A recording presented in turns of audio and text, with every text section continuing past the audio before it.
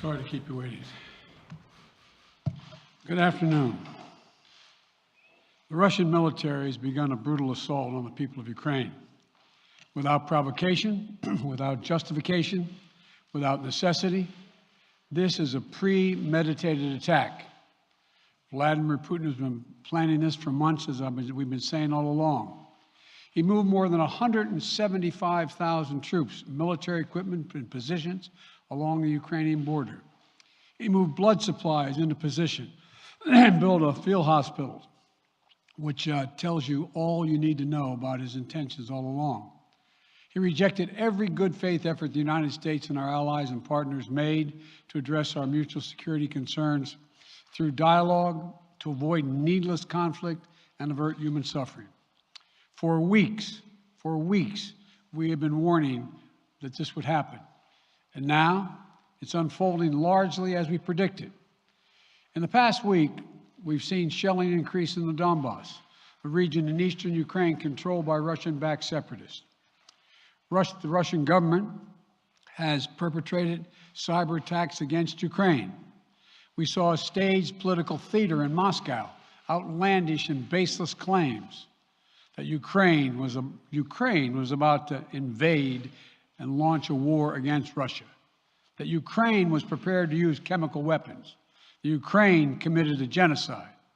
Without any evidence, we saw a flagrant violation of international law in attempting to unilaterally create two new so-called republics on sovereign Ukrainian territory. And at the very moment that the United Nations Security Council was meeting to stand up for Ukraine's sovereignty, to stave off invasion, Putin declared his war. Within moments, missile strikes began to fall on historic cities across Ukraine. Then came the air raids, followed by tanks and troops rolling in. We've been transparent with the world. We've shared declassified evidence about Russia's plans and cyber attacks and false pretexts so that there could be no confusion or cover-up about what Putin was doing. Putin is the aggressor. Putin chose this war, and now he and his country will bear the consequences. Today, I'm authorizing additional strong sanctions and new limitations on what can be exported to Russia. This is going to impose severe cost on the Russian economy, both immediately and over time. We have purposely designed these sanctions to maximize the long-term impact on Russia and to minimize the impact on the United States and our allies. I want to be clear, the United States is not doing this alone. For months, we've been building a coalition of partners representing well more than half the global economy. 27 members of the European Union, including France, Germany, Italy, as well as the United Kingdom, Canada, Japan, Australia, New Zealand, and many others, to amplify the joint impact of our response. I just spoke with the G7 leaders this morning, and we're in full and total agreement. We will limit Russia's ability to do business in dollars, euros, pounds, and yen to be part of the global economy. We'll limit their ability to do that. We're going to stunt the ability to finance and grow the Russian military. We're going to impose and we're going to impair their ability to compete in high-tech 21st century economy. We've already seen the impact of our actions on Russia's currency and the ruble, which early today hit its weakest level ever in history. The Russia stock market plunged today. The Russian government borrowing rate spiked by over 15%. In today's actions, we've now sanctioned Russian banks that together hold around $1 trillion in assets. We've cut off Russia's largest bank, a bank that holds more than 1/3 of Russia's banking assets by itself, cut it off from the U.S. financial system. And today, we're also blocking 4 more major banks. That means every asset they have in America will be frozen. This includes VTB, the second largest bank in Russia, which has $250 billion in assets. As promised, we're also adding the names to the list of Russian elites and their family members that we're sanctioning as well. As I said on Tuesday, These are people who personally gain from the Kremlin's policies, and they should share in the pain. We will keep up this drumbeat of those designations against corrupt billionaires in the days ahead. On Tuesday, we stopped the Russian government from raising money from U.S. or European investors. Now we're going to apply the same restrictions to Russia's largest state-owned enterprises, companies with assets that exceed $1.4 trillion. Some of the most powerful impacts of our actions will come over time as we squeeze Russia's access to finances and technology for strategic sectors of its economy and degrade its industrial capacity for years to come. Between our actions and those of our allies and partners, we estimate that we'll cut off more than half of Russia's high-tech imports. It will strike a blow to their ability to continue to modernize their military. It will degrade their aerospace industry, including their space program. It will hurt their ability to build ships, reducing their ability to compete economically. And it will be a major hit to Putin's long-term strategic ambitions. And we're preparing to do more. In addition to the economic penalties we're imposing, we're also taking steps to defend our NATO allies, particularly in the East. Tomorrow, NATO will convene a summit. We'll be there to bring together the leaders of 30 allied nations and close partners to affirm our solidarity and to map out the next steps we will take to further strengthen all aspects of our NATO alliance. Although we provided over $650 million in defensive assistance to Ukraine just this last year, let me say it again. Our forces are not and will not be engaged in the conflict with Russia in Ukraine. Our forces are not going to Europe to fight in Ukraine, but to defend our NATO allies and reassure those allies in the East. As I made crystal clear, the United States will defend every inch of NATO territory with the full force of American power. And the good news is, NATO is more united and more determined than ever. There is no doubt that the United States and every NATO ally will meet our Article 5 commitments, which says that an attack on one is an attack on all. Over the past few weeks, I ordered thousands of additional forces to Germany and Poland as part of our commitment to NATO. On Tuesday, in response to Russia's aggressive action, including its troop presence in Belarus and the Black Sea, I've authorized the deployment of ground and air forces already stationed in Europe to NATO's eastern flank allies, Estonia, Latvia, Lithuania, Poland, and Romania. Our allies have also been stepping up, adding the other allies, the rest of NATO, adding their own forces and capabilities to ensure collective defense. And today, within hours of Russia's unleashing its assault, NATO came together and authorized and activated an activation of response plans.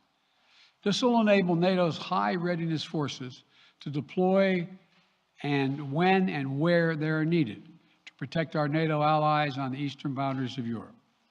And now I'm authorizing additional U.S. force capabilities to deploy to Germany as part of NATO's response, including some of the U.S.-based forces that the Department of Defense placed on standby weeks ago. I've also spoken with Defense Secretary Austin and Chairman of the Joint Chiefs, General Milley, about preparations for additional moves should they become necessary to protect our NATO allies and support the greatest military alliance in the history of the world, NATO. As we respond, my administration is using the tools, every tool at its disposal to protect American families and businesses from rising prices at the gas pump. You know, we're taking active steps to bring down the cost, and American oil and gas companies should not exploit this moment to hike their prices to raise profits.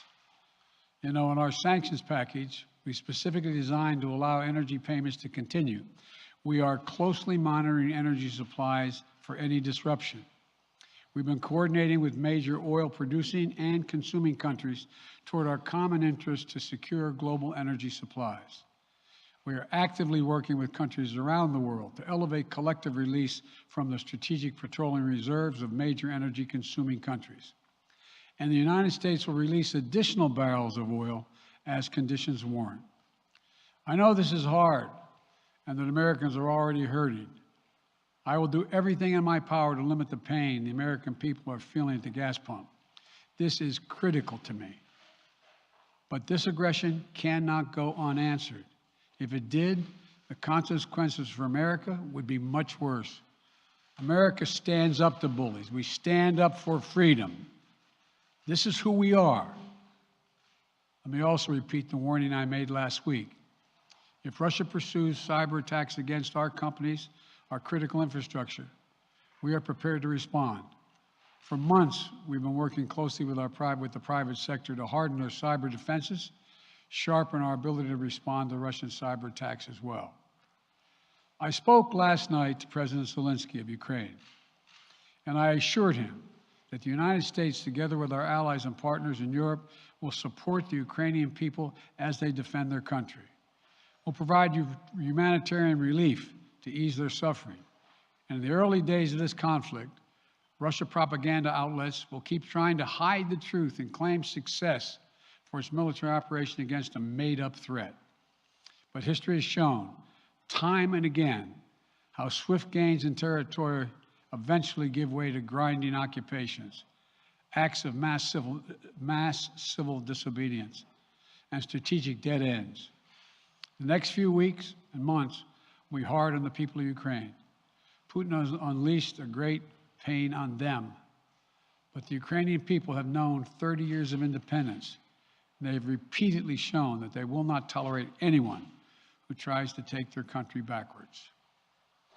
This is a dangerous moment for all of Europe, for the freedom around the world. Putin has committed an assault on the very principles that uphold the global peace. But now, the entire world sees clearly what Putin and his Kremlin allies are really all about. This was never about a genuine security concerns on their part.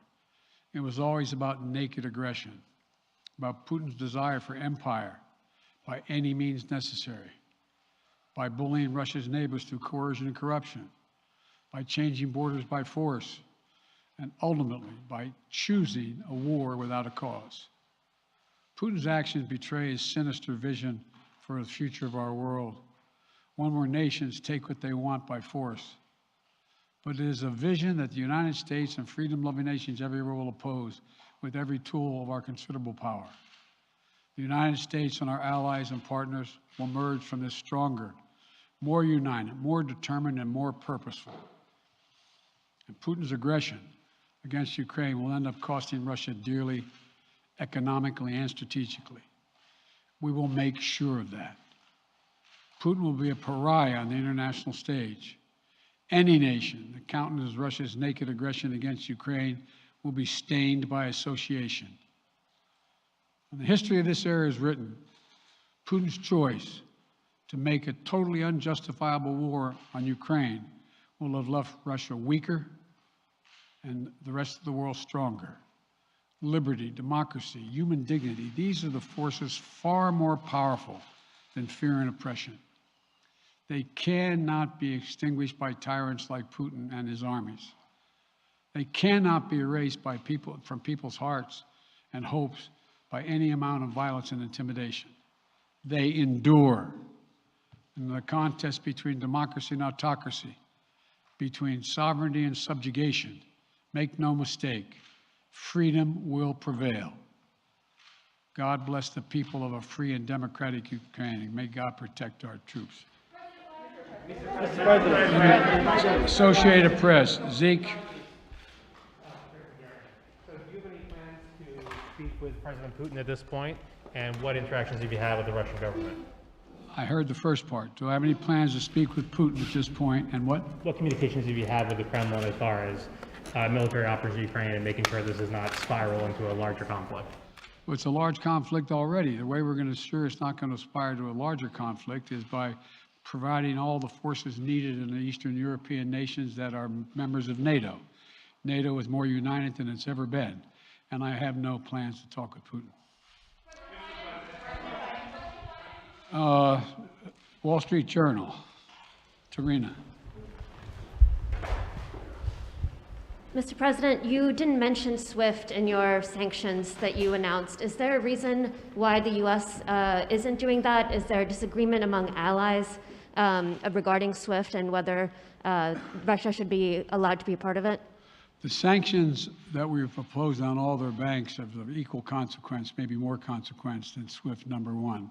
Number two, it is always an option, but right now that's not the position that the rest of Europe wishes to take. Cecilia Vega, ABC. Sir, sanctions clearly have not been enough to deter Vladimir Putin to this point. What is going to stop him? How and when does this end? And do you see him trying to go beyond Ukraine? And a second question I'll just give to you now. This statement that he gave last night, the threat that he gave, the West will face consequences greater than any you have faced in history. Is he threatening a nuclear strike? I have no idea what he's threatening. I know what he has done, number one. And number two, no one expected the sanctions to prevent anything from happening. It has to show, this is going to take time, and we have to show resolve so he knows what's coming. And so the people of Russia know what he's brought on them. That's what this is all about. This is going to take time. It's not going to occur. He's going to say, oh my God, these sanctions are coming, I'm going to stand down. He's going to test the resolve of the West to see if we stay together, and we will. We will, and it will impose significant costs on him. Will he go beyond Ukraine, sir? Do you see him going beyond? Yes.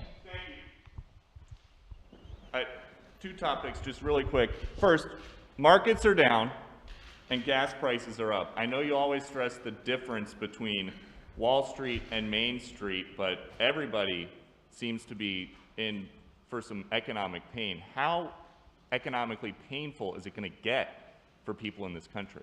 And I do have one more question. First of all, there's no doubt that when a major nuclear power attacks and invades another country, that the world is going to respond, and markets can respond all over the world.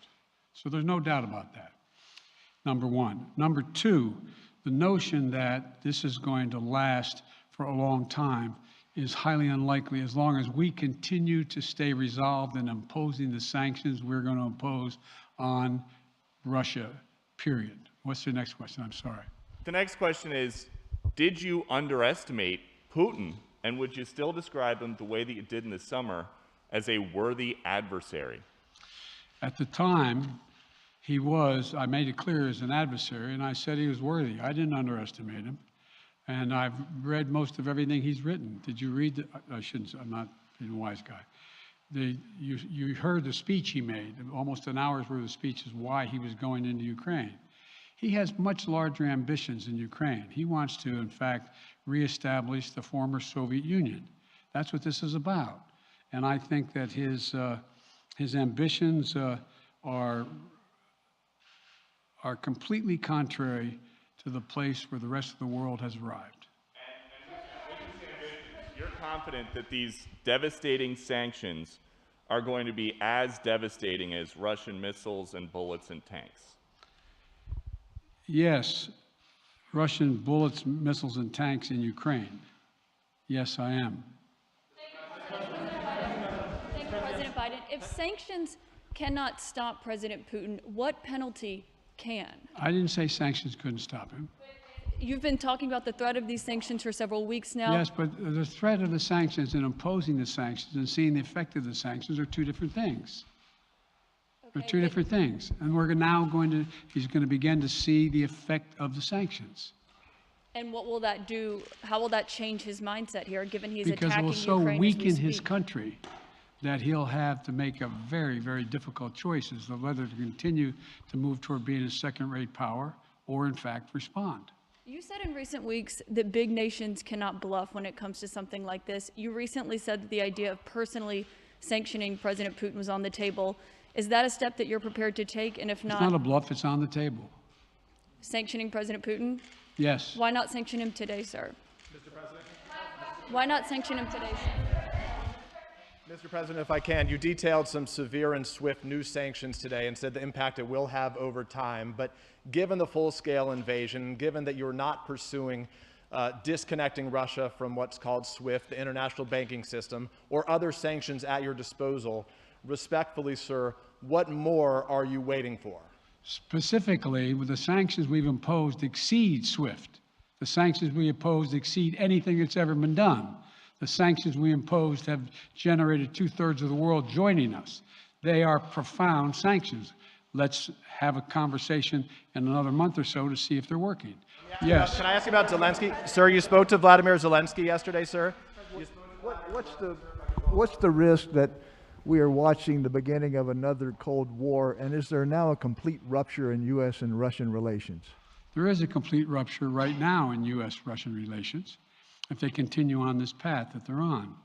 And in terms of a Cold War, that depends. You have the vast majority of the rest of the world in total opposition to what he's doing, from Asia to South America to Europe to around the world.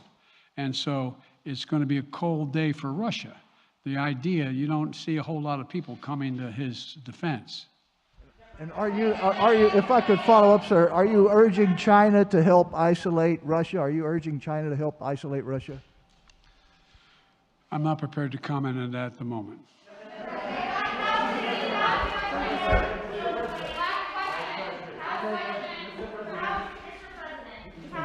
No.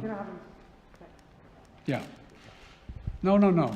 He's had his hand up a long time. Thank you, Mr. President.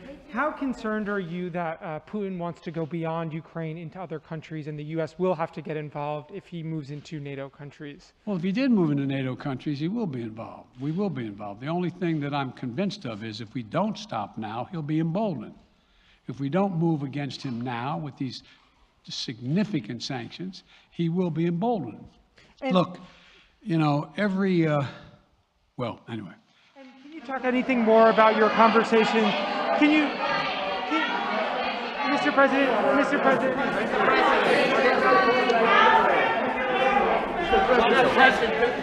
Why not sanction Putin directly today? I'm sorry, I can't hear you. Sir, India, which is a major defense partner of the United States, is India fully with you on the issue of Ukraine and Russia? Does the Defense Department of the United States? Sir, India is one of your major defense partners.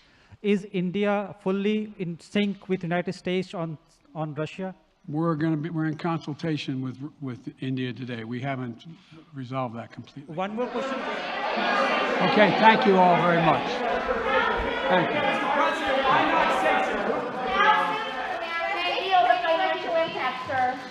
Are you sanctioning President Putin?